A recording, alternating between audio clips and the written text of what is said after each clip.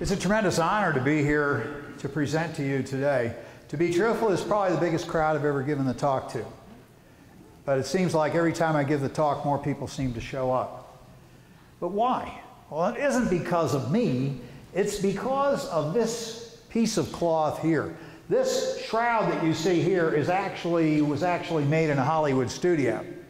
Barry Schwartz was a Disney guy, and he had friends in Hollywood. So Barry actually was with the original US team that went to Turin. And what you see here is an actual photograph of the Shroud of Turin.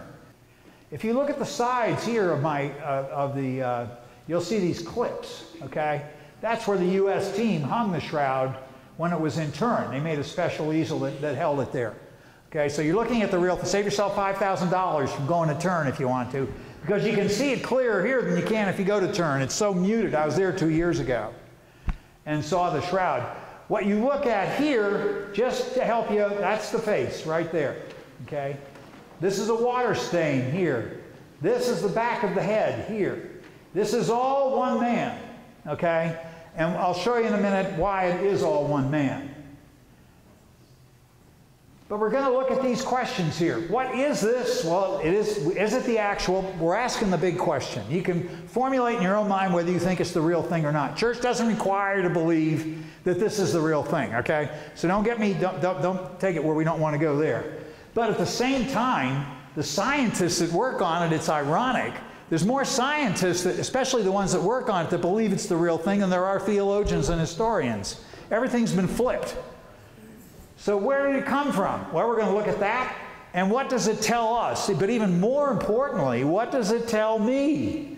You personally, each one of you individually, because this is both a corporate presentation, but it's also a very personal one. For each one of you to look at Jesus Christ and maybe a way you haven't seen him before, but a way that he really burns with love for you and longs for you to see him. So here we go. This is probably what I call the theme picture of the Shroud of Turin. This is Salvador Dali's inimitable painting that he did in the latter part of his life. His first part of his life was a mess. I mean, he was off the wrong track everywhere. Great artist, but everything was kind of crazy for him. And then later in his life, he came to Christ, and his art took on a Christian flavor, which was absolutely amazing. He's truly one of the greatest Christian artists of our day, although he's no longer living, but recent times. But that shows the Father looking down on Jesus and Jesus looking down on us. Mel Gibson tried to accomplish that in his film. You saw that aerial shot looking down on the cross. Your own cross has something similar to that. I love the cross in your church because the way you highlight it, it's like God's looking down on Jesus.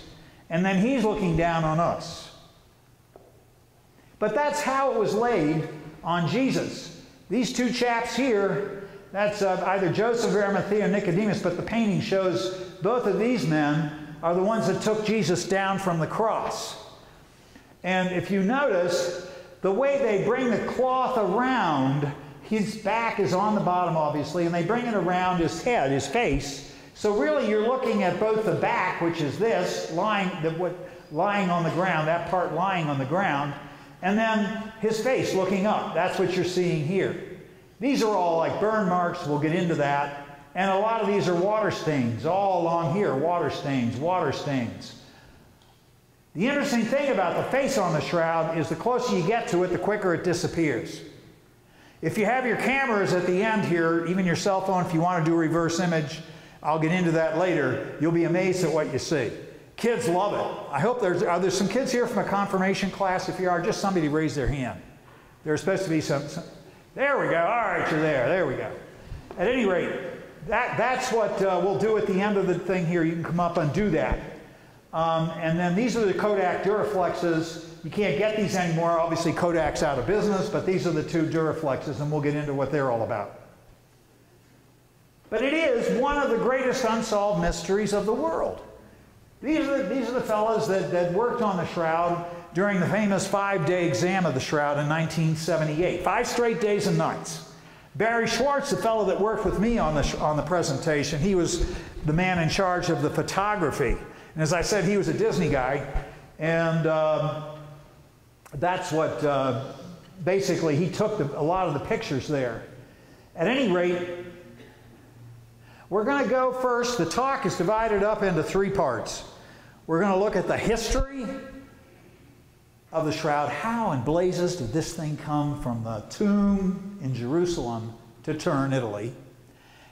Secondly, we're going to look at the science of the shroud. Is it the real thing or not the real thing? And then third, we're going to look at the passion of Christ in a whole new way. So those are the 3 areas that we're going to be covering here this afternoon. But again, how did it get from Jerusalem? Well, the first place we believe that the shroud went, and I'm going to try and walk back and forth a little bit just so I don't block anybody's view. I have a way of doing that. So how did the shroud, it went, we believe it went to Antioch first. Now the reason we think that is St. Peter was the bishop of Antioch for 2 years. Okay? So we think the shroud went there.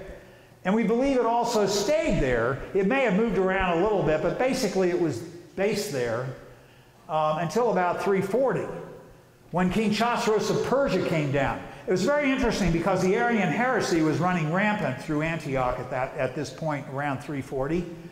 And one of the people that refused to tell where the shroud was an Arian, and to the point where it cost him his life. At any rate, here's the shroud. The Arian heresy, by the way, made Jesus out to be kind of like a Superman, but he wasn't really God. And almost all the early church fathers had to fight this heresy. It was a tough one to lick. At any rate, it's in Antioch. But what happens is King Chosroes comes down from Persia. Here's Antioch in a terracotta kind of rendition. Okay, that's Antioch way back when. And then we have King Chosroes coming down, obliterating the city. The relics, a lot of them, came from Jerusalem to Antioch. Why? Because the Jewish people wanted to obliterate all references to Jesus. They just wanted to take care of him, out of the way.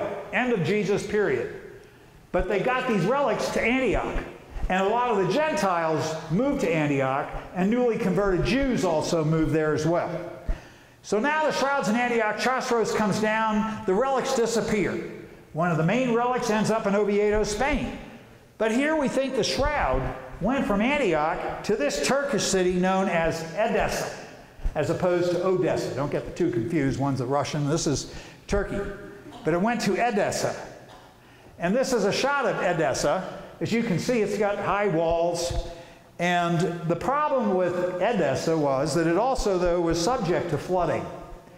And for the next 300 years or so, they believe the shroud was kept for maybe even 100 years of that between 2 stone pieces, out of everybody's sight. And if it was shown at all, it was shown as just one picture, because you could take this entire shroud, okay, fold it 4 times, and all you're left with is this, okay? If you notice, some of you may think, well, what about Veronica's veil? Well, Veronica means true image. And back then, if an image was made by human hands, it would have been destroyed. This was known as the image not made by human hands. What other image do we have in this day and age not made by human hands? Is the tilma of Our Lady of Guadalupe. So we have these 2 images not made by human hands. That's why they didn't destroy this face. But an interesting thing occurs in the year 600. Prior to 600, from 300, 4th century, up to 5th, 6th century, the pictures of Jesus look like this. He's a noble Roman. He's got curly brown hair here. He's wearing a Roman toga, and here he is raising Lazarus from the dead. I've been to the Callista catacombs, and that's really what you see on the walls. But that's about 340. But then a major thing occurred here in the 6th century. Why? What happened? Well, what happened here was, at the monastery of St. Catherine, this picture emerged. This is an Orthodox church. What you heard, that song you heard, was an Orthodox church. It's called Noble Joseph. It's sung in Syrian. It's one of the most cherished songs of the whole Orthodox faith. That's what you heard. I have some people dial it up on the website, and they just listen to it all day. I mean, I do it myself sometimes. It's so beautiful. But that's what that commemorates, taking Jesus down from the cross. But here's the first picture we really have that shows Jesus in a whole new way. They say now that the points of congruence to this face and the face on the shroud are like 120 points. That's way beyond what a court of law needs to say one thing came from the other. So basically, this is what we're looking at here. So what happened next? Well, you got it in the 6th century. It's kept in Edessa. And then the Emperor of Constantinople, Emperor Romanus. The emperor gets wind that this thing is in Edessa. He hasn't done much to really signature his reign. So he says, I'm going to go and get this thing. So he takes 50,000 troops and heads to Edessa, knocks on the door, but guess who's in charge of Edessa? The Muslims. It's the Muslims that were protecting the Shroud in so many ways. They actually helped rebuild the Hagia Sophia in Edessa, where the Shroud was kept when it was damaged by flood. Interestingly enough. But what happened was, Romanus figures, I got to get this thing, so I'll make a deal. I don't want a whole lot of bloodshed. And they knew they were outnumbered, so he says, look, I'll give you 200 prisoners, Muslim prisoners, and 10,000 pieces of silver to please turn over the Shroud. Well, there were 3 shrouds there. So the question was, which one was the real one? Well, looking at all the shrouds that I've seen, they all look like they were painted except this one, which didn't look like anything you'd ever expect to see. That is just amazing. But that's the one that Romanus decided on. Okay, I'll take that one. But that evidence in these early years that it's exactly this way is somewhat up for disputation.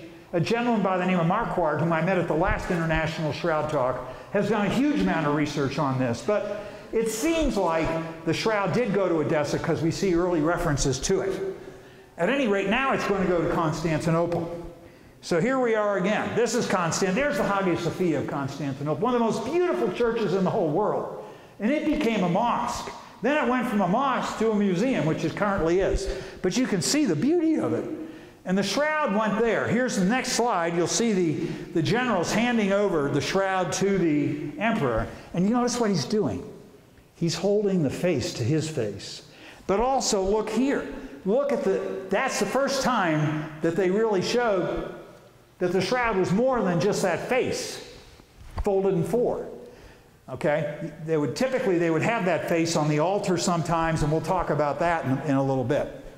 But at any rate, the Shroud goes to Constantinople. How do we know this? Well, we know this because there was a Knight Templar by the name of John de Clary. John de Clary writes about this piece of cloth in the church of St. Mary Blachernay in Constantinople that around this time, 600, that was raised and lowered every Friday. They had a special apparatus to get it up and to take it down. And so that's what happened. But everything went along swimmingly in Constantinople till the Crusaders started to run out of bucks.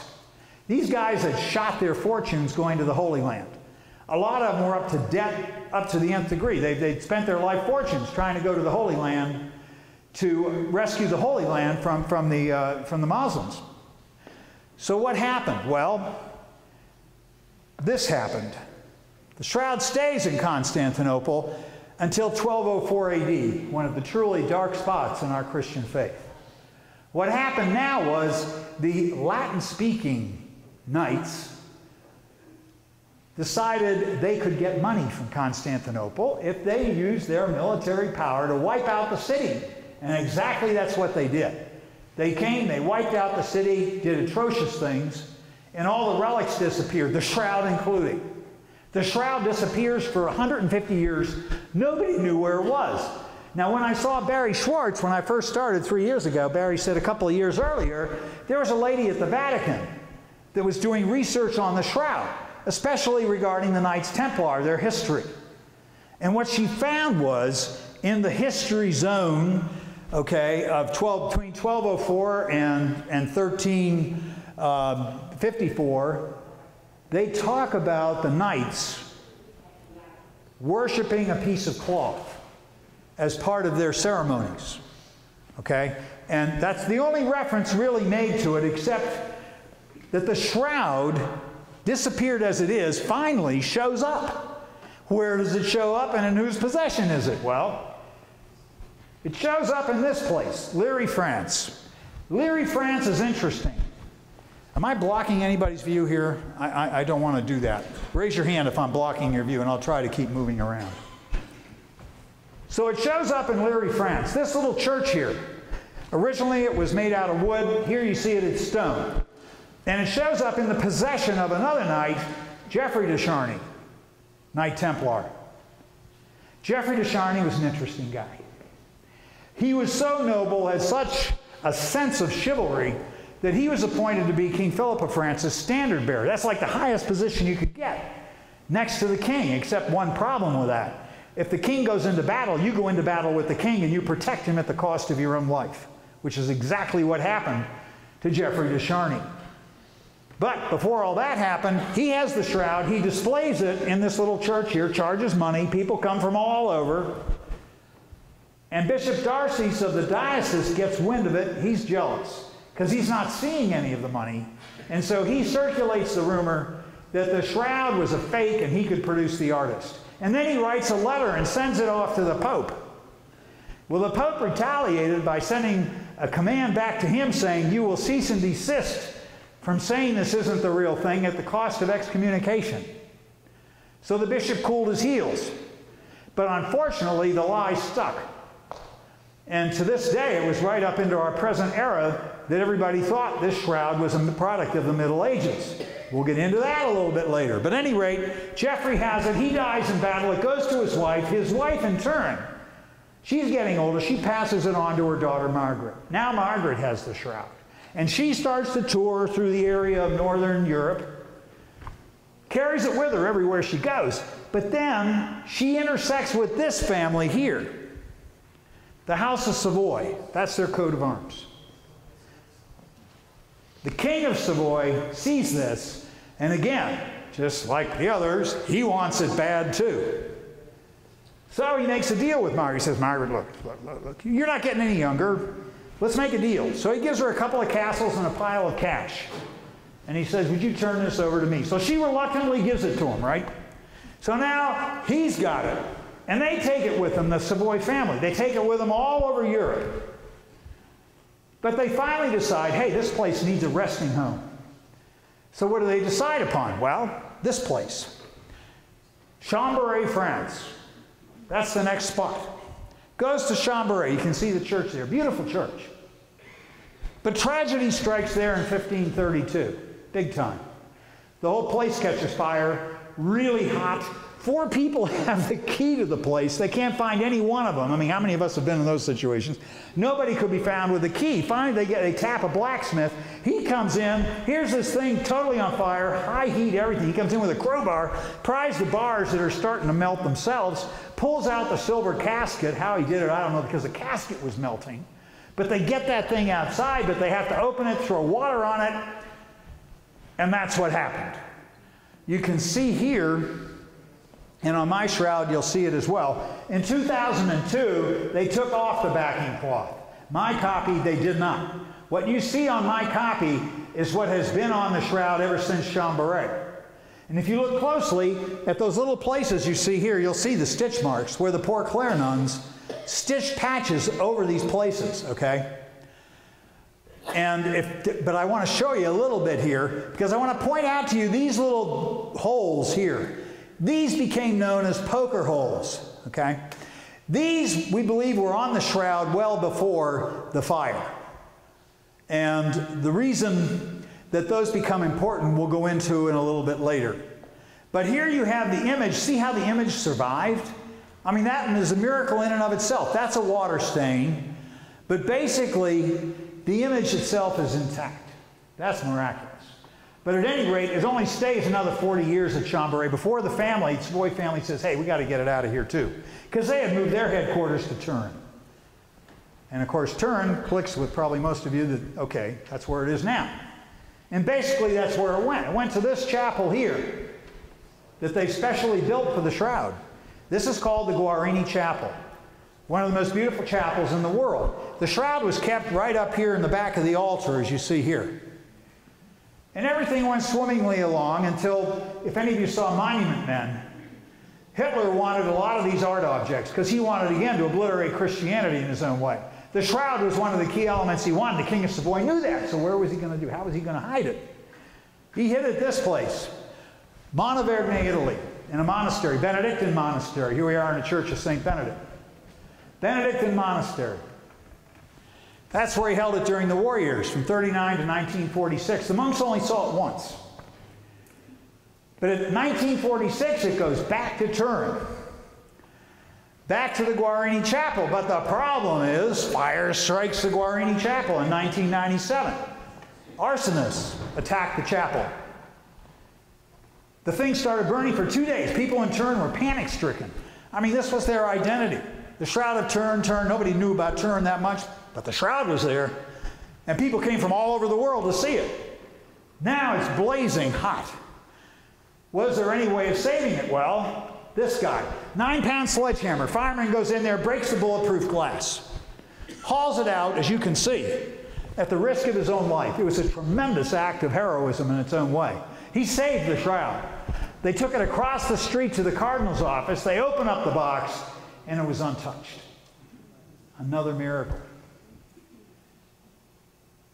Another miracle.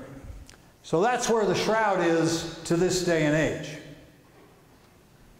in Turin, Italy. That's where I saw it a couple of years ago.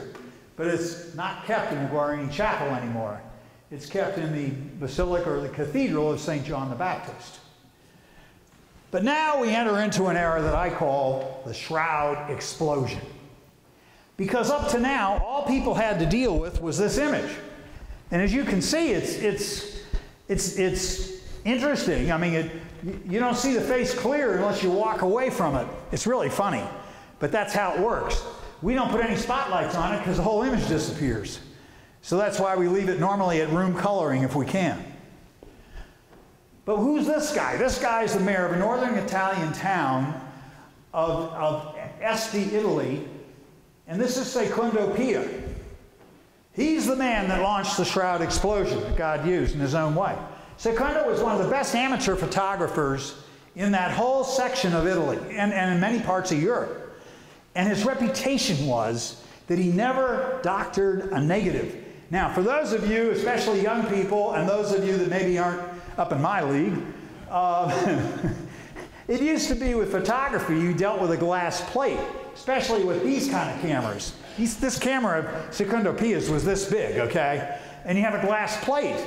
And you basically, first thing you do is you make a negative. And then from that negative, you make the picture you really want, the positive, okay? So anyway, he finally gets permission. He makes a deal with the King of Savoy. He says, hey, look. You asked me to take these art treasures down. He asked the Baron knew the king, say, look, would you tell me I'm doing this favor? Can you do this for me? Give me a couple of shots at the Shroud. So the king reluctantly agrees. He says, okay, give you 2 shots at it. It's on exhibit. He brings these treasures down from northern Italy to take care of his end of the bargain. And the king lets him go to work on it. So what does Secondo do? He gets his own scaffolding. He puts up the scaffolding, his own hardware, right? And then he has a generator, and he has 2 lenses. Remember, the camera's only been out about 50 years. The electric light bulb's only been out about 30. So now you have, it doesn't like going to Lowe's or Home Depot. And he has this generator up here and these 2 lenses. He's all set to take the picture. The generator blows up. And the lenses crack. So now he's back to square one with nothing. And how he did it, I don't know. But 2 days later, he had another generator and 2 more lenses. So he goes to put the scaffolding up and somebody taken all the hardware. So now he has to put it all together with baling wire. So now this is what he's got to do. So he does it. It's a good example to all of us. If the going gets tough, don't quit. Because usually when it gets worse is right before it's going to get better. At any rate, things happen. He gets his camera up there this time. He takes the shot, right? And he goes down to the basement of the apartment where he was staying. Okay? And he has a tub of water down there with chemicals in it. And he has this glass plate, right? He had to hold that shutter open for 14 minutes to get that picture. You just go, and you got it. 14 minutes he had to hold that thing open. So he goes down in the basement, he puts the glass plate in, and then his knees start to buckle when he pulls that plate out of the chemical solution. Tears start to come down his cheeks because that's what he saw. Never before in human history has an artifact been and have all the characteristics of a photographic negative, which is what we have here.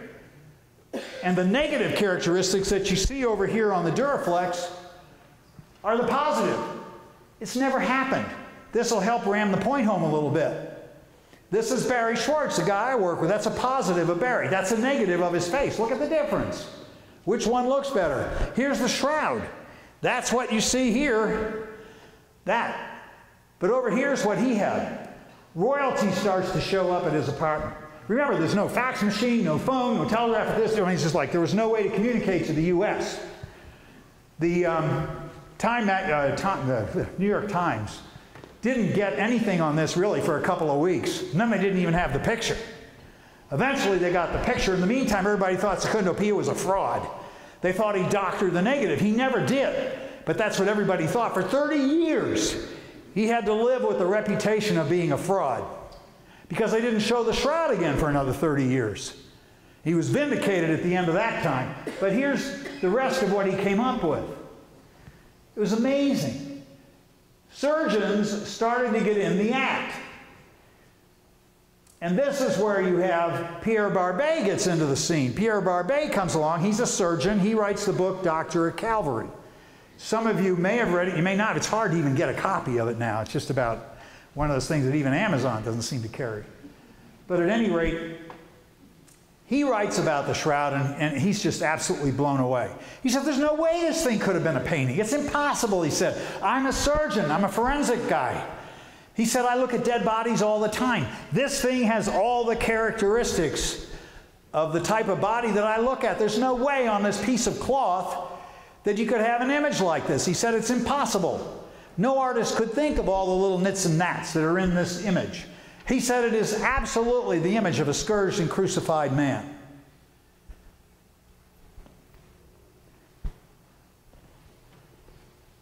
So it went. For the next 100 or so years, it was mostly surgeons that got in the act. But then we speed up the time zone a little bit, and we enter 1976, Sandia Labs. Now, I've been to Sandia Labs. They were one of my potential customers. Interesting place, way out in the middle of the desert. You expect, like I said, I joke, you expect to see aliens walking between the buildings. You know, it's where all the UFOs are kept, you know. But at any rate, this is the BP-8 image analyzer. Now, that was a software system developed to look at the, in this particular instance, to look at the three-dimensional characteristics of X-rays. It was used for some other more top secret things that even Barry wouldn't go there, even though he was there. But at any rate, John Jackson, professor of physics at the Air Force Academy, was there, and he had a picture of the shroud, and he says, hey, look, guys, you got this cool thing. Can we try and see what happens when you put the shroud in it? So they did. That's what happened. The shroud turns out to be three-dimensional on top of everything else. So now you've got something that people are saying, oh, it's probably a painting. That's three-dimensional. That's a photographic negative.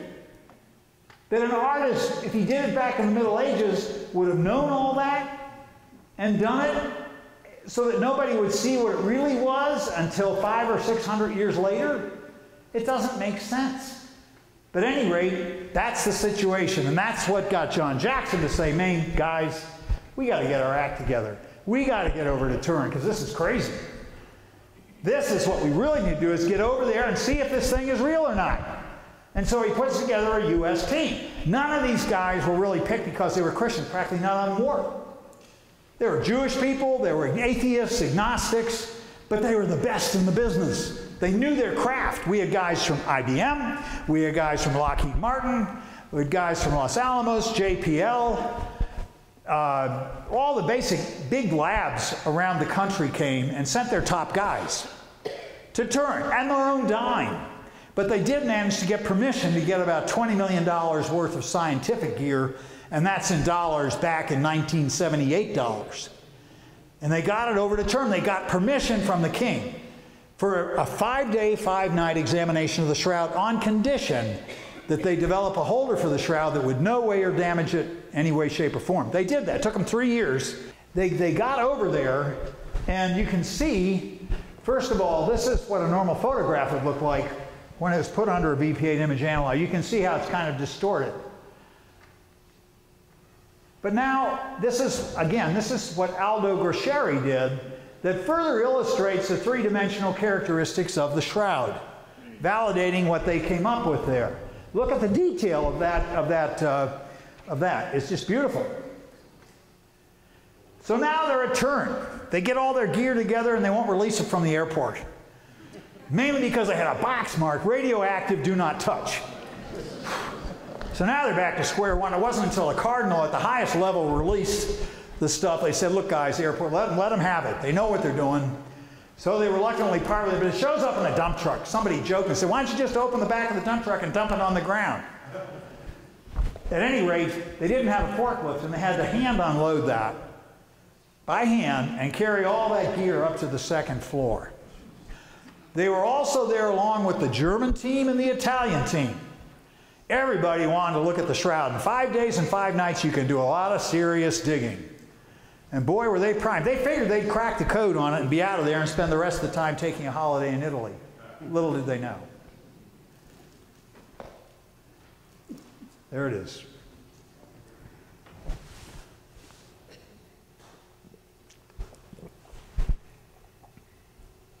First time I heard a talk on the shroud, 1980.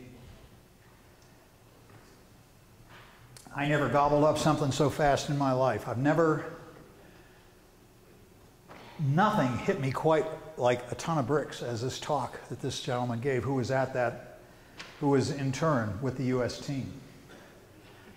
He talked about when they pulled that shroud out there, you could have heard a pin drop. People had tears streaming from their cheeks. Over here you can see the U.S. This is what we did here. You can see that as a mylar, clear mylar in the back here, that's orangish material. And you can see on my copy, you'll see the markers here that held it, these little metallic things on the side. Shows you it's the real thing. So here they are. The scientists are there. They're poring over it. There's a little bit of a joke Barry makes about it. He says, you see these guys with their hands behind their backs like this? He said, well, on the other side, those are the Italians. And they turned to us and they said, you touch the shroud and we'll kill you. At any rate, they're all up and running. Barry said he didn't sleep for 5 straight days and nights because it was a chance of a lifetime. So there they are. The research starts. That's the first look under the shroud in 450 years. This is John Jackson here. I had dinner with John about last summer, and they're looking underneath here to see if the shroud image had gone through the material, this flax material, to the other side. They couldn't see that it had. These are the Italians. Now they're doing their endoscopic camera work on the underside. So they're photographing as much of the underside of the shroud as they can, and at the same time, they're scooping up the debris and dirt that might be between the Holland backing cloth that was on there originally that the poor Clare nuns stitched on in Chambéry. They're getting all this dirt out, segmenting it in different sections. This is X-ray radii. What are they looking at? 2 things the scientists wanted to find out. 1, is it real blood? And 2, how the image was formed. That's it. That was the goal. And here they go. X-ray radiography. They're looking at the blood. They had one room to do all this looking. It was a bathroom. Everybody had one bathroom for all the guys to use, and they had to do their research in there because of the darkness and the water and everything else that they had to use with this machine. But at any rate, they examine it, and you can see here a little more detail, the serum halo around the outside. That says that it is blood. These are the other tests they're doing. Remember I said they were trying to determine what the image was. So what are they doing here? Well, this is infrared reflectance spectroscopy, infrared thermography, infrared photography. They're trying to figure out, was the image a burn? Was the image a stain? Was the image some kind of paint? Was the image iron oxide? These were all the questions they wanted to answer, because there was some evidence but iron oxide was so sparing on that shroud that there's no way it could have been done with iron oxide. Just little flecks. But that's a natural product of that fiber material, the flax material, is iron oxide in its production. At any rate, they're looking for that. And here again, the Italians, they're looking at UV reflectance and fluorescence spectroscopy. Again, the same thing. What is it? Is it a burn? Was it burned on from a heated statue? This is what they're trying to find out. This is probably, I think, the greatest of all the slides I have here. And this kept Barry from believing the shroud was the real thing for 17 years. Why? Because of this. That's the herringbone weave of the shroud. Only found, by the way, in Egypt and in Jerusalem, and that zone and in that time. They think it may have been made in India, but it was transported over. People that were wealthy had it. Joseph of Arimathea had big bucks. He also had his own tomb. It was probably his own shroud. I mean, would you have a tomb and not have a shroud in case you popped early? So there you go. It was probably his.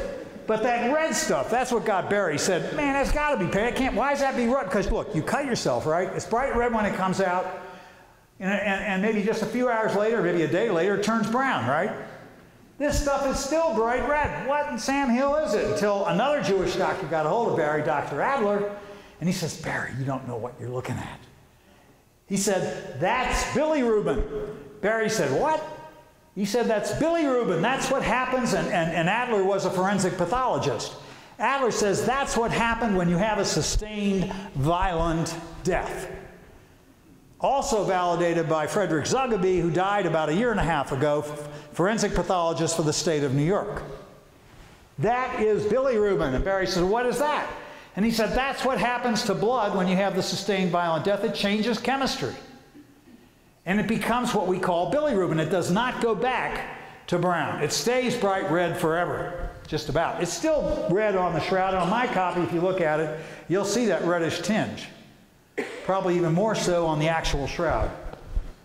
But at any rate, that's what was on there. And that really woke Barry up, and he said, okay, I think we may have the real thing. That did it for him. He changed his tune on that.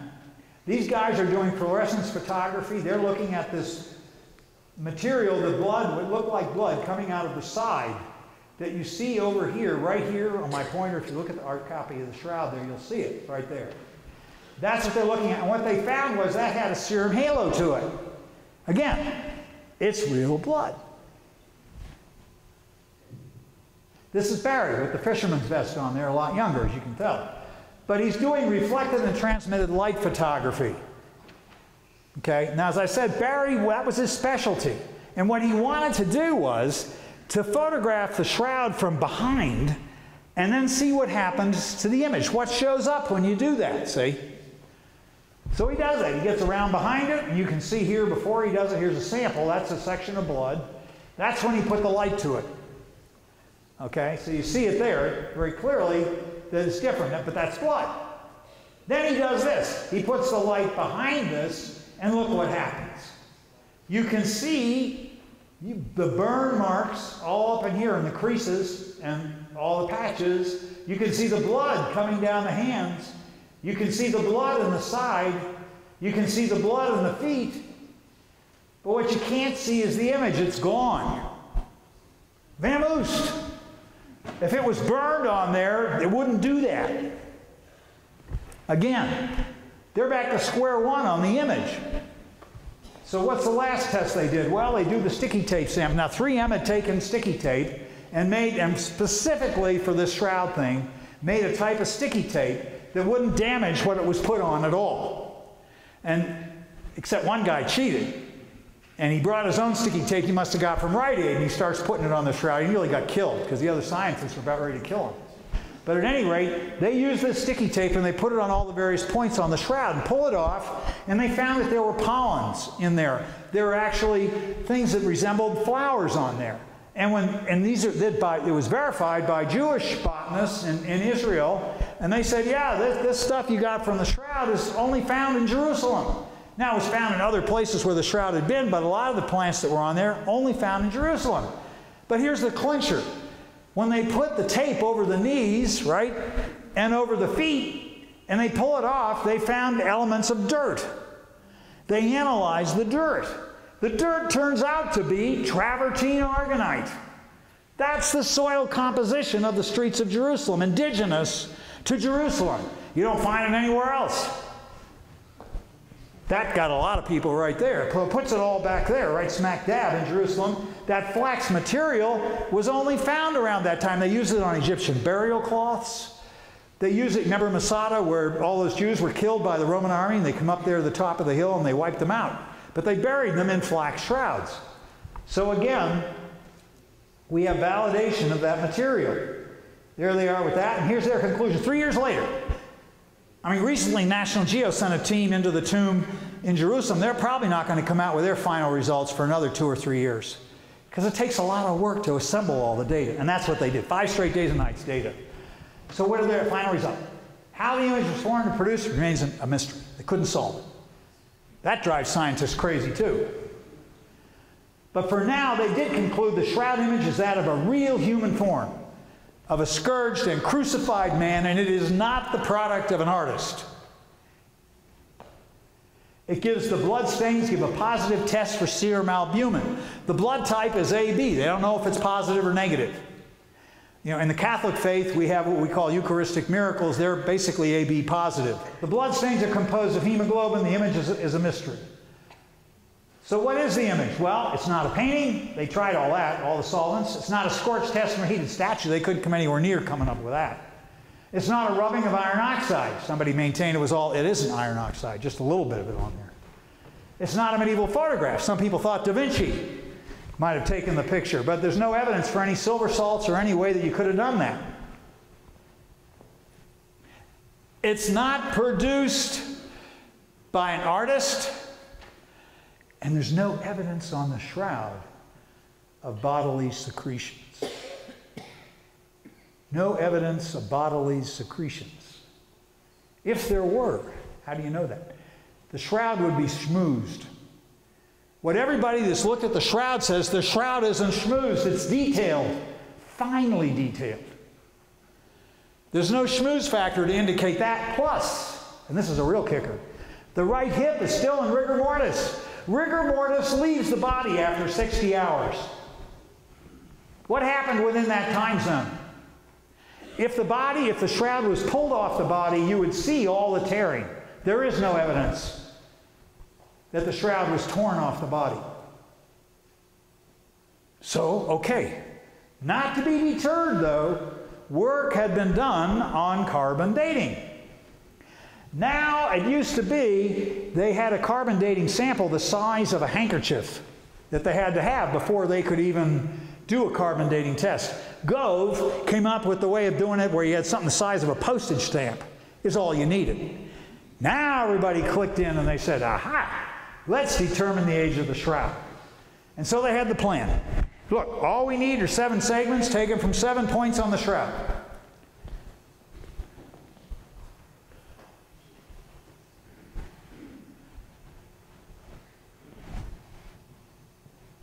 All we need are 7 segments taken from the 7 points on the shroud.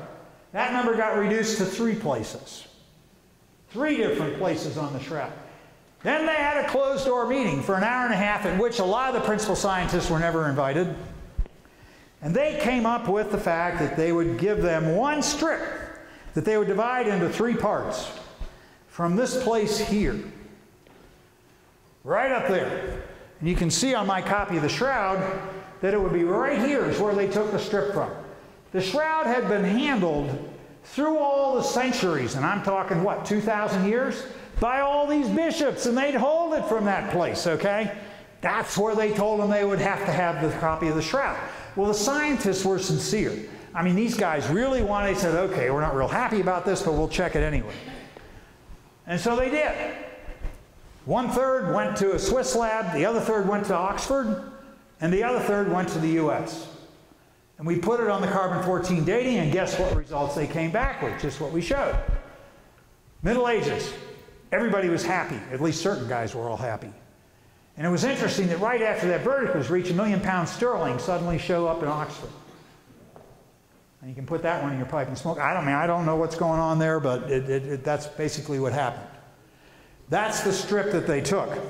So what happens? Well, a lady by the name of Sue Benfield, who was an engineer, she had a real strong hunch that the sample was bad. Scientifically, bad sample, results cannot be found. Bad sample, no good results. You couldn't use the sample. That's what she felt. But she had to have it validated. So she takes the one section of the shroud that they did. They had one section they didn't send off. Took it to Ray Rogers at Los Alamos Labs. Ray was a world-famous chemist.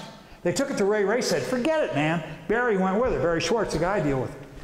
Barry went with her, and he said, I don't even want to look at this. He said, it's Middle Ages. I already proved it.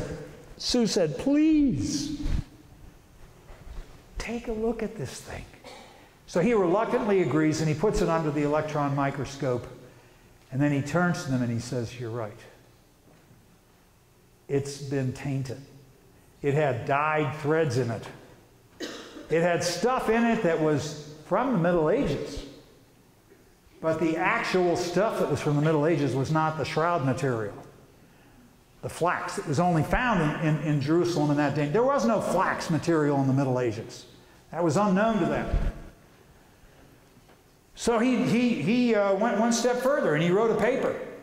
There it is. He said, you can't go with what you guys did. It's irrelevant. Bad sample, bad results. You can't say it's from the Middle Ages. That was later validated in August of 2008-9. More researchers from Los Alamos put their heads together. They came up with the same conclusion, that it was tainted. So where do we go from here? Well, here's another thing that threw everybody for a loop. This is called the Pray manuscript. Now, it was named after the chap that found it. I think it was 1898.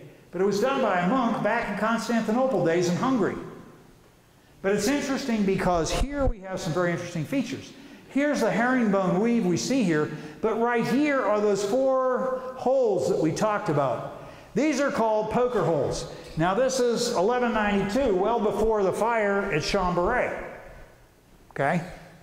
And what happened here was, these are the holes here. You can see them much more clearly on my shroud. See them here, here, and over here. They think when the shroud was formed in 4 pieces on the altar, that incense may have fallen on it and burned its way down through. And they think that's how those 4 holes got there. But at any rate, they show up here. And and here's Jesus naked, which they were. He was, by the way, he was crucified with no clothes on. And here are the 4 fingers. If you look at the shroud, there's only 4 fingers. The fingers themselves are interesting because they're a lot longer than normal fingers. Almost like they were x-rayed. All right, so here you have the Pray manuscript that again puts a hole in the whole Middle Ages theory. And you know, the fellow that discovered that was Ian Wilson. Ian's still alive today. Ian discovered those 4 poker holes in that manuscript. And you can get his books on the shroud. He's an amazing writer. British fellow, he's great. Tremendous. If you get any hold of any of his books, they're really worth reading. But here we are. Here we have Pope Benedict, and over here we have Pope John Paul II, both venerating the shroud. They both thought it was the real thing. Pope Francis saw it recently. I think he believes that it also was. I don't have that necessarily nailed down at this point. But the main thing is that so many people thought it was the real thing. The Last Supper. We start our final phase of the talk. The Passion. What does the shroud tell us about the Passion of Christ? Mel Gibson film, shot. What's Jesus doing here? He's giving us, and for those of you who aren't Catholic, but he's basically, if you saw the movie, he's giving us what we Catholics consider the Holy Eucharist. Over there at the tabernacle. He's in the tabernacle as Catholics, we believe. But he's giving us the Holy Eucharist. The apostles, they're not getting it. Why? Because they know something's going to happen to the man they love. And their minds are far away, but Jesus bypasses all that and does this. He holds it up just like in John 6, where they talk about, unless you eat my flesh and drink my blood, you got no parts of me, and people were leaving him. But he wouldn't back off. Well, here he is now showing us what he meant. He's holding this up and he says, this is my body. And then he does the same thing with the cup of wine. He says, this is my blood. So he gives us the future of the church at the Last Supper. He's giving us the future. The apostles are struggling through everything else that's going on, and Jesus knows this. But he's giving us the future here. So where does he go from here? Well, Judas cuts out and goes ahead with his dastardly deed. So where does Jesus go? Well, he leaves there with his apostles, and he goes down the Kidron Valley and goes to another garden. Interestingly enough, mankind fell at the first garden, the Garden of Eden. Now we have someone at the Garden of Gethsemane who also claimed to be God. How do we know this for sure? Well, John talks about it. And we also, one of our parables has one of the most clear-cut examples. You remember those guys that took the paralytic man, they dropped him down through the roof? And they had all these representatives from all over Jerusalem were in that house. And what is the first thing Jesus says to them? He says, your sins are forgiven. Their jaw fell open. Their eyes got big because they know if he said that he's claiming to be God. Because why? And I validated this with the rabbi. And he says, you're right, Bill. Isaiah talks about that, and that's the thing we went over, and he agreed with me. He said, yeah, that would have to be God. Isaiah, interestingly enough, was sawed in half at the end of his life. That's what happened to the prophets back then. But at any rate, that's what he's going through.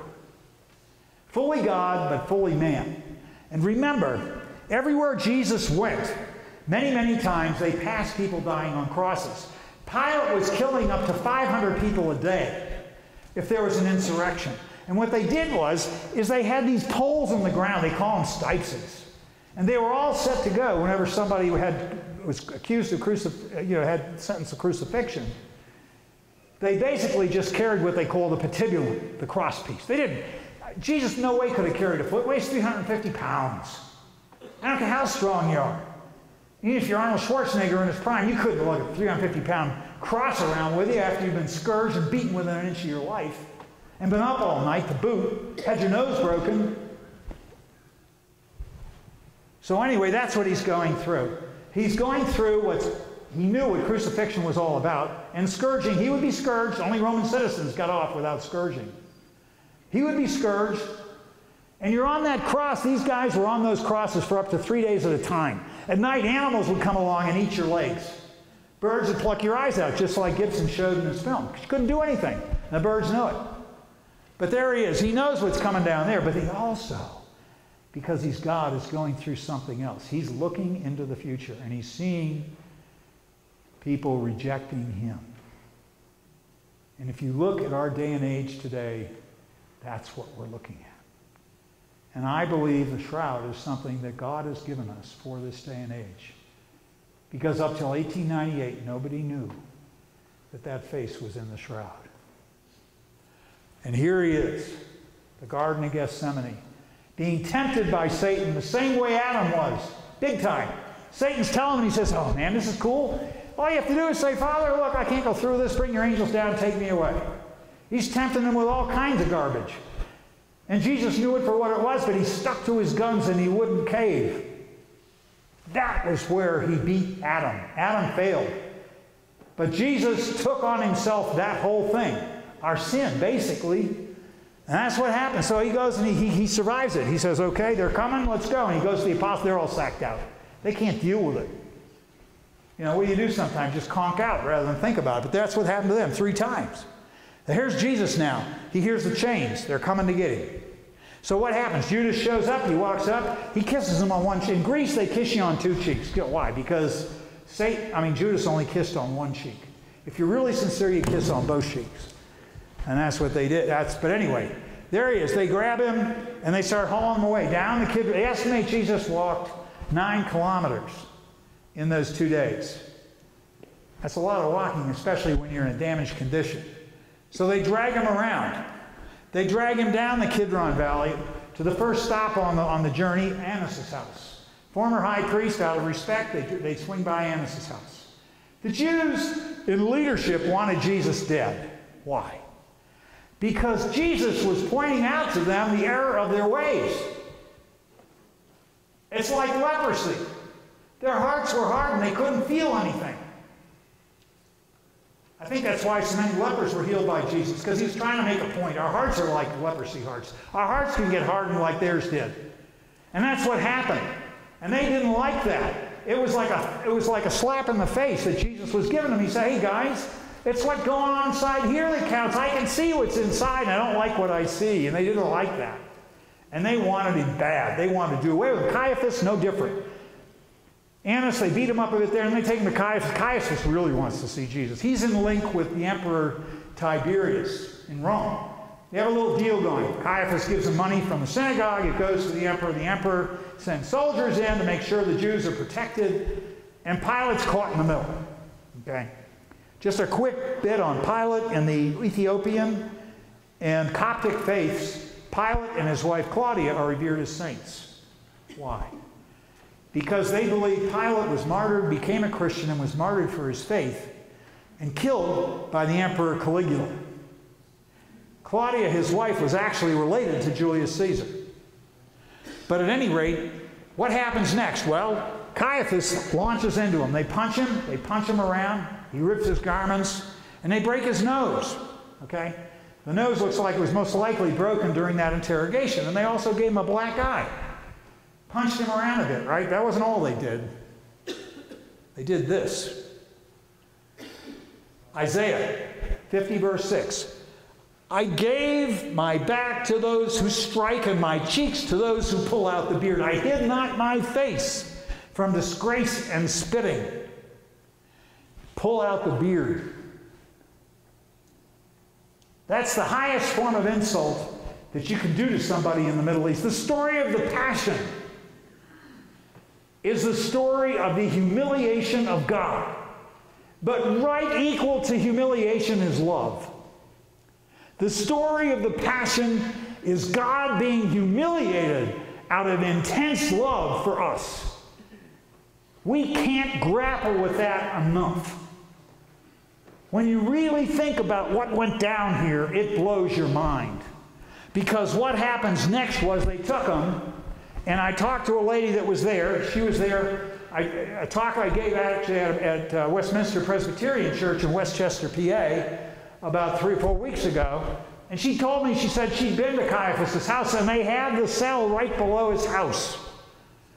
And they had 2 cells there, and they had to get you down there by lowering you down with ropes. They have one for single prisoners, which most likely is where they put Jesus. They went down into that cell, and they turned all the lights out. And she said it freaked you out. And they have the other cell where they put larger numbers of people. The reason being is they make the verdict the night before. And then the next morning is when they go through the sentencing or whatever they're going to do.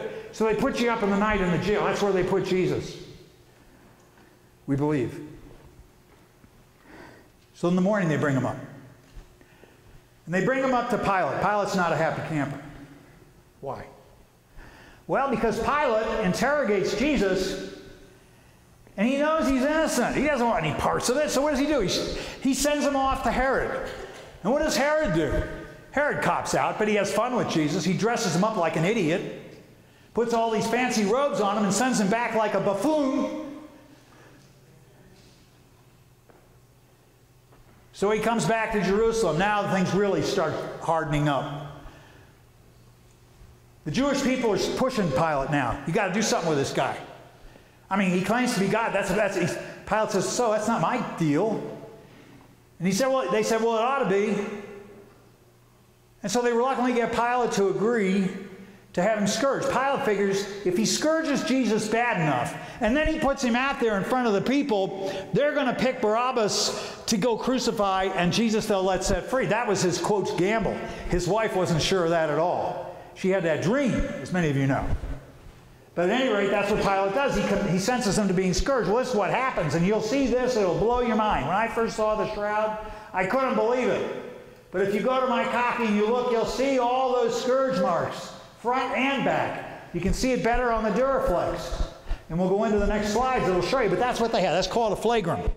And every time these soldiers came down, they had these little barbells on there. 6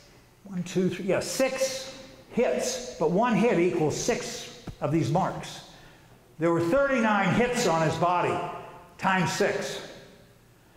Not only that, it wasn't just down the back. And you'll see in the next slides here, and you look at the Duraflex, you can see it even better. You can see these scourge marks starting all the way up here and all the way down the back. Up here, all the way down to his feet. On the front, here, all the way up. Okay? What they did was they estimated the 2 soldiers were doing the job. A short guy and a taller guy. Okay? The short guy, they could tell because the angle of the scourge marks. They went in at a certain angle. The taller guy, they went in at another angle. And then they did the front of him. What happens when you're scourged? Well, what happens is, first of all, you start having a hard time breathing. Then you want to throw up real bad. And you probably do throw up. I mean, by the time Jesus died, he probably smelled a whole lot. But that's what happens. Your pleural fluid starts to work its way up into your lungs. Very, very painful. Your spleen and your liver are damaged. They scourge you within an inch of your life because they can't do it all the way. And in this case, the soldiers probably held back, but not much. You know, Mel Gibson shows them taking them right to the end, almost. Because they had to get him to the place of execution alive. Pilate was banking that he wouldn't go there, but he lost his gamble, as we know. So they scourged the daylights out of him. It doesn't stop there. After he's scourged, now he can barely walk. And then they take him into the praetorium. Now here's what's interesting about the praetorium. If you go back into your scriptures and you look, that's the place that they typically would take prisoners to make fun of them before they had to carry the cross. And this is a high Jewish holiday. It says in the scriptures that there was a full cohort of soldiers in the praetorium. A cohort, I looked up the number, 450 Roman soldiers in the praetorium when they hauled Jesus in there, who can barely stand up. And most likely he was plopped on the ground. And they start to make fun of him big time. Because why? Jesus was Jewish. The soldiers hated Jewish people. Pilate was not fond of Jewish leaders that were always trying to trap him. And the soldiers weren't much happier either, because the Jewish people were always making fun of them. And not only that, one of the soldiers starts to get a bright idea. Here's a Jew who claimed to be a king. Aha! We've got just the crown for him. And right outside the praetorium, and you can see it to this day, there are bushes where thorns grow, and the thorns are about that long. So he goes out there with his gloves, and he cuts a clump, not a finely plated crown that you see up here. The crosses that we have today are basically sanitized. They don't show what happened.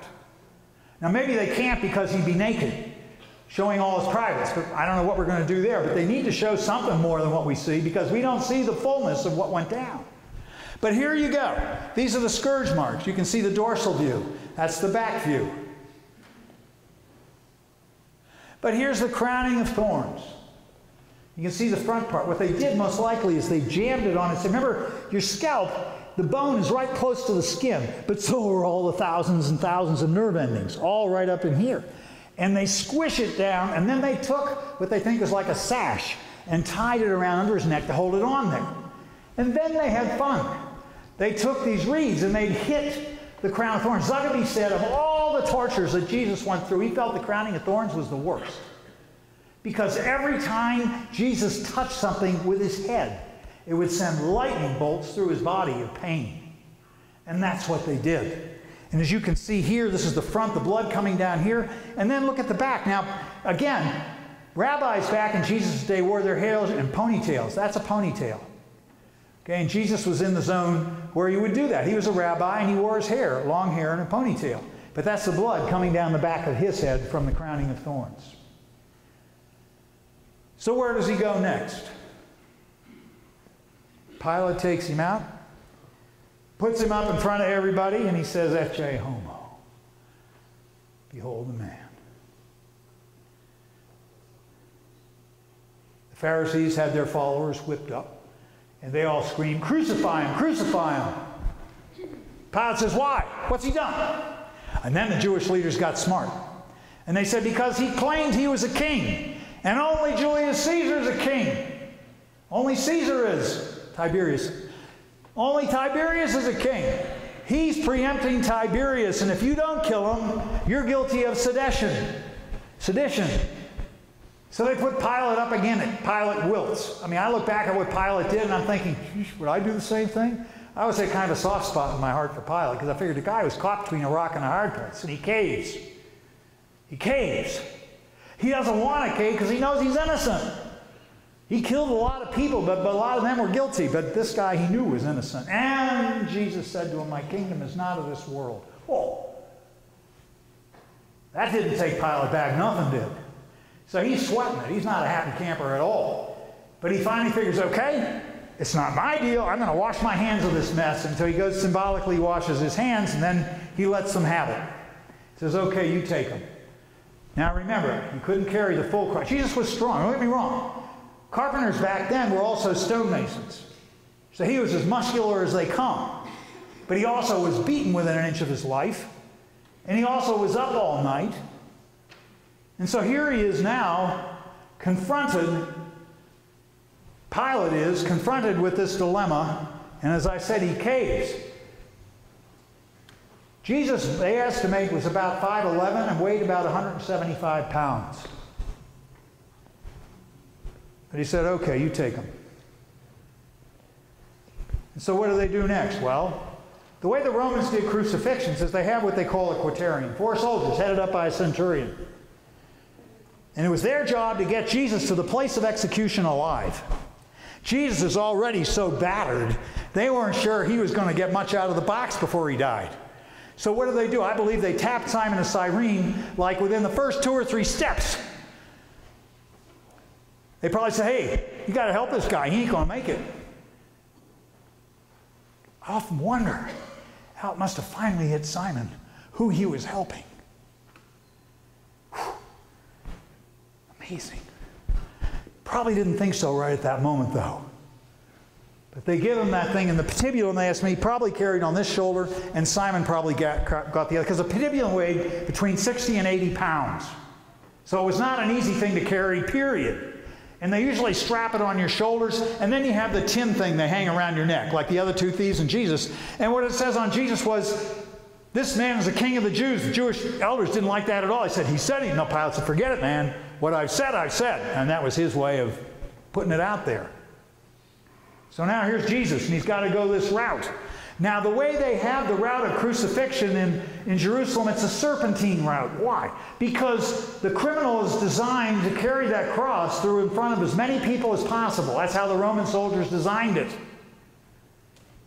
Because they didn't want people committing crimes. And so they bring the criminals in front of as many people as possible, and the roads were ruddy, and Jesus fell. Here we have, shows you what happens. Here he is lugging the cross, and we can see there's the patibulum mark on the shoulder.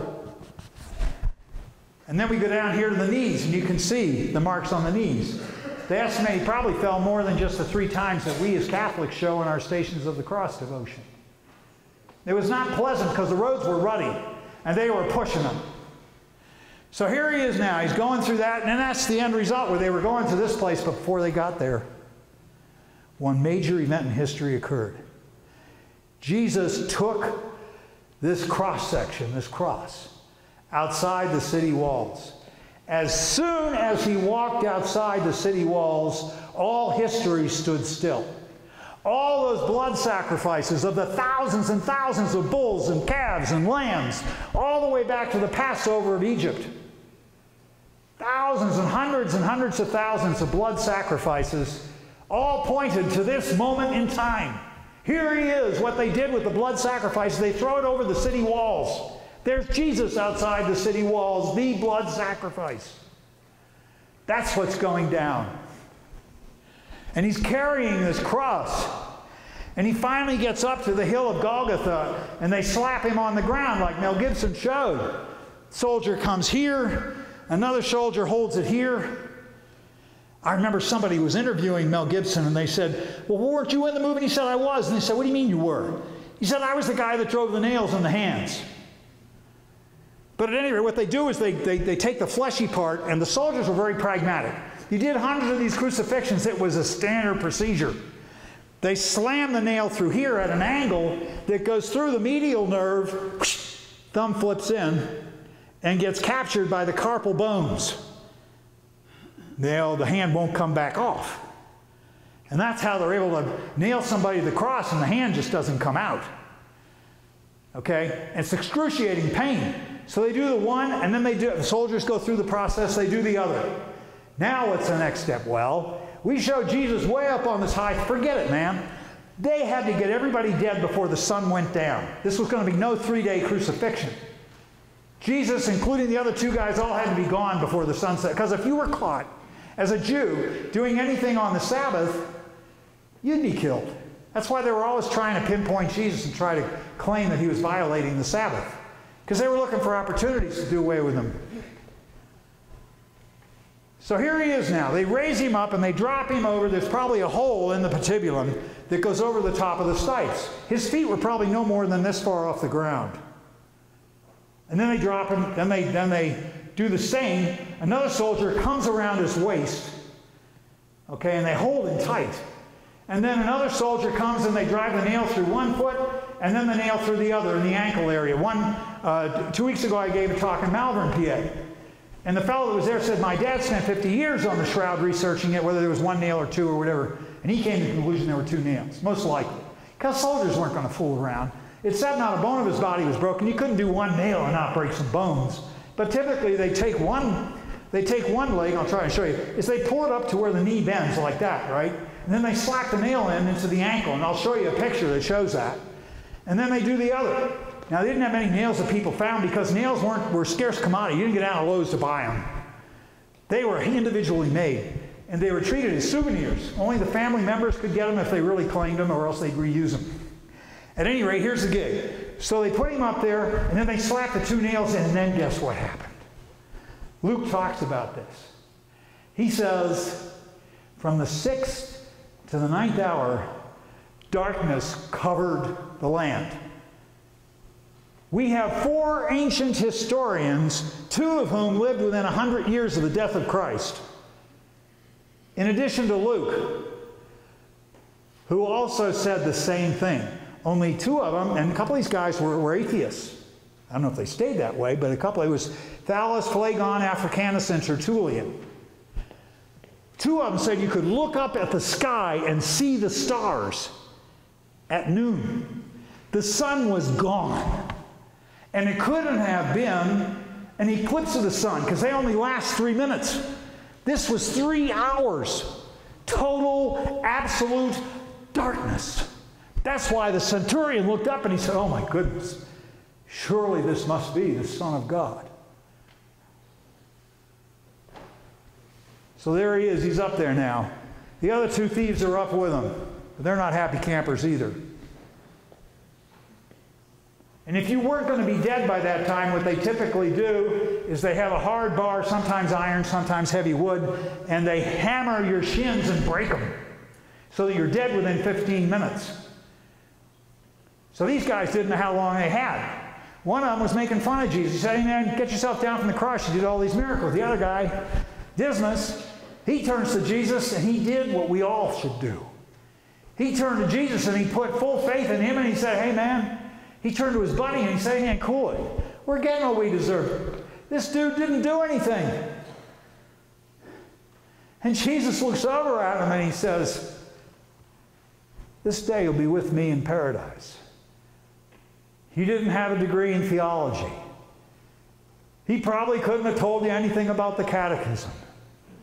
But he knew that this man was who he was, and he put all his faith in him, and he said, remember me. And Jesus turns to him, and he can barely talk in this garbled voice with the fluid coming up into his lungs. And he turns to him, and he says, this day, you'll be with me in paradise.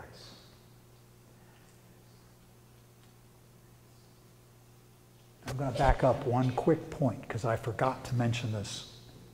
And then I'll get right back to this. But in the Garden of Gethsemane, that said his sweat became his blood, that's called hematidrosis. That happens to people when they're in extreme emotional rigor. It used to happen here in this country when we had guys awaiting electrocution by the electric chair. And it also happened in France when people are lined up waiting to go to the guillotine and have their heads chopped off. That's what happened to Jesus back then. So he has all that on his face too. But here he is now. He's on the cross. He's gasping for breath. He's having to push himself up to get each breath. And what does he do? He looks down below and there's his mother. She knew what was going to happen, but here she is seeing it. You know how many tears weren't coming down her cheeks? And there's John next to her. Jesus can barely talk now. But he turns to him and he says, son, behold your mother. Basically, he gave her to us. John becomes us. And then he turned to Mary and he said, mother, behold your son. That moment, Mary became our mother. And that's what happened at that point, but it didn't stop there. Because Jesus wasn't quite done yet. He looks up. And all these people are making fun. The soldiers are making jokes about him. The Jewish elders are there. Hey, man, get yourself on the cross, do all these miracles, save yourself. They're doing all this stuff. And Jesus looks up, and that's why each one of us needs to do a self-examination. If there's anybody, anyone, that we're holding a grudge against, we better get to it now and get it ironed out quick, because we don't know when we're going to go. And he looks up and he says, Father, forgive them, for they don't know what they're doing. Can you imagine all the stuff they put him through? All the rejection, the story of the passion, the humiliation of God himself, the very one who made them, being totally humiliated out of his passionate love for us. And all he asks in return is that we turn to him as Catholics into the Holy Eucharist. And we put ourselves in his arms, because that's what he wants. This Lent, try it. You'll see what I mean, and we'll get into that in a minute. But here he is now. So he finally says, Eli lama sabachthani. My God, why have you forsaken me? He knows. This is it, man. It's curtains. Zuckerby thinks he may have had a heart attack. I don't know. I mean, he's struggling for breath. He may have suffocated. He may have had a heart. I don't know which way is up. But I do know he died. And how do we know that? Well,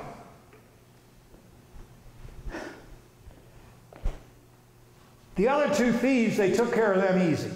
They just womped their legs and they were gone in 15 minutes. Jesus, they wanted to be sure. So they have this spear about this long. One of the soldiers, standard procedure, he puts it between the 5th and 6th ribs, pushes it in. It goes into the pleural cavity, keeps on going into the pleurocardial cavity. Pulls it back out. What comes, it says in Scripture, it says, immediately there came out blood and water. If he was still alive, what you would have heard was a hiss of air. No hiss of air. Immediately, blood and water came out. That was the indicator. He was gone. He was gone. So they went to Pilate. Joseph of Arimathea takes it on himself. Man, he's in deep trouble, but he's willing to do it because he knows Jesus is the real thing. So he goes and he says, hey, man, I'll claim it. So you could claim it if you were a relative or a high official. He's a member of the Sanhedrin, or right up there anyway. So was Nicodemus. Both those guys went, and Pilate says, okay, you dudes, you can have it. Take care of it. So they go back to the cross. This is just a quick rundown of what we have here. You can see the blood stains in the head and all that. We've covered all that. And then you can see the wrist wound. What you're still looking at there is blood that came out after death. Because the other blood they would have washed off as much as possible right away before they took him down. That's the Jewish burial law. Then you have the water stain. Then you go down here to the feet. There's the blood stains in the feet. There's the side wound. But here we're looking at the hands. You can see the blood coming out. Remember when you pull a splinter out, it bleeds? Well, that's basically what happened when they took out the nails. And the blood goes down. You see, he's on the cross. Rigor mortis sets in quick. When they took him down, his whole arms are frozen, like this. Frozen. They take him down, and they have to break the rigor.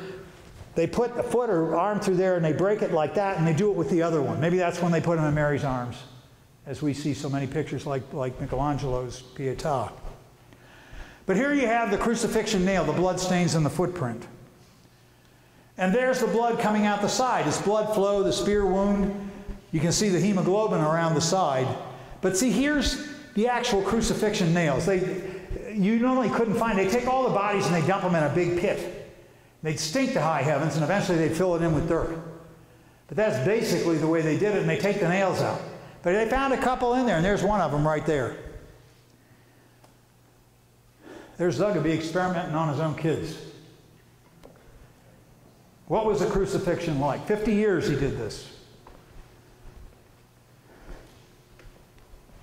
50 years.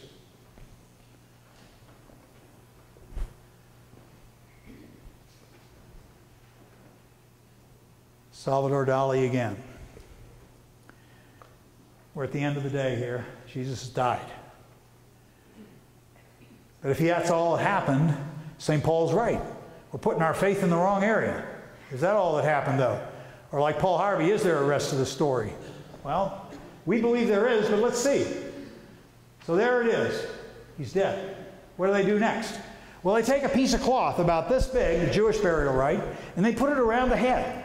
And they wrap it around the head, and then they take you down from the cross, and it stays on you until they get you into the tomb.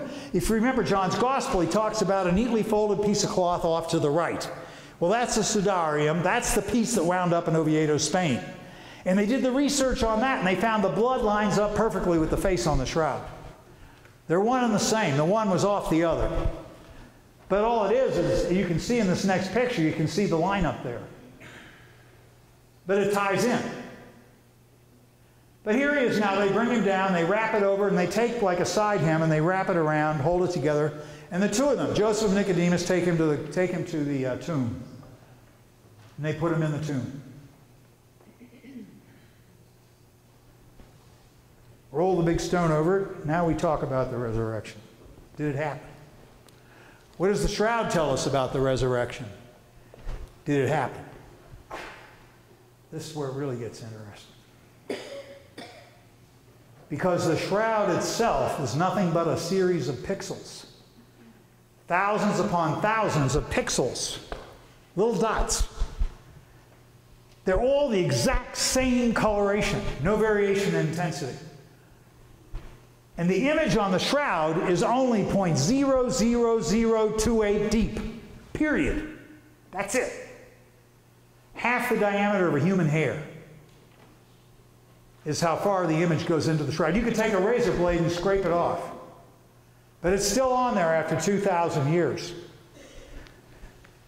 So there you are. What do we have here then? Well, you can see the face. The face itself. The negative is a positive, but also the face is so detailed. They say that it's impossible for it to be anything but something that was really real. No distortion, no deterioration, no decomposition, nothing. And the nose and the areas around it, you couldn't do the same thing if you'd pressed a cloth on somebody. There's no way, and the image wouldn't be the same anyway. So what do we have? Well, there's no image formed under the blood stains. It's over all the blood, the image. What's the last thing that happened? 2, the image shows parts of the body still in rigor mortis. Rigor mortis leaves the body after 60 hours. It puts it in the time zone. 3, no sign of decomposition on the shroud. 4, the face shows very little distortion. We just covered that. The image present only on the topmost fibers. We just covered that. Image density on the fibers, the same thing. We just talked about that. They estimate, using the closest thing we have in modern technology, the excimer laser used in semiconductor production, that's a vacuum ultraviolet energy source of pulsation. Okay? But the amount of pulsation needed to do that image, they estimate now, is close to 14,000 excimer lasers. Because all they get is a little segment about yay by yay, about an inch by an inch, or a postage stamp, that has some of the characteristics of the image, but not all of them, when they use the vacuum ultraviolet, this laser. 14,000. They estimate the resurrection, when it occurred, probably occurred in 20 millionths of a second. That's how quick it happened. They think the body was actually vertical, because there's no sign that the buttocks had splayed out like it normally would if it was lying on a flat surface. You don't see that. You see it as though there's nothing that's pushing it. So very well, instantly he was made vertical, and then the shroud may have just, his body may have just passed through it. We don't know, but that's, we think, how the image occurred. The negative is a positive, but it's still an article of faith, because science would have to prove how the resurrection happened, and they just can't. But talk about a help to our faith. There we have it, the shroud itself. But now we go back to probably one of the greatest thinkers in our faith, St. Augustine. And he said it best. Better than anybody I think ever could have said it. He said, the greatest adventure in life. What is it? To seek God. A lot of us are doing that. A lot of us are doing that. A lot of young people today are doing that.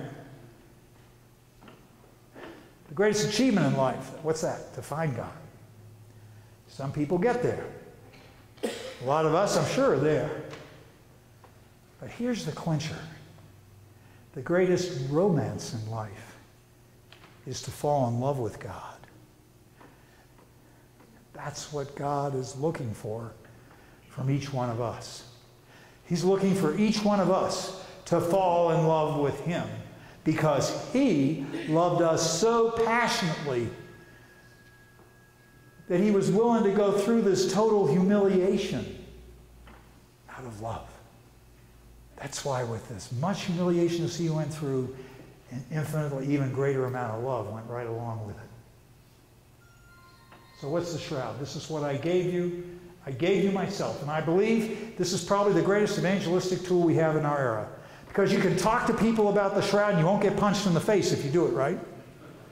Because you can tell them, hey man, look, the scientists believe this thing is real and here's why. So if you're paying attention, you got armed with a few points you can take, maybe you weren't able to take them before, to your own kids even. That's what I gave you. I gave you myself. And then we come to the biggest amount of all. This is what I give you. And as Catholics, this is the treasure we have. Regardless of what happens in our faith, it can't undo this fact. When a priest says Mass and he makes those words, it's all over, man. That's when it happens. That's the zone. We can't comprehend that. It's so incredible. But that's what happens. And that's it.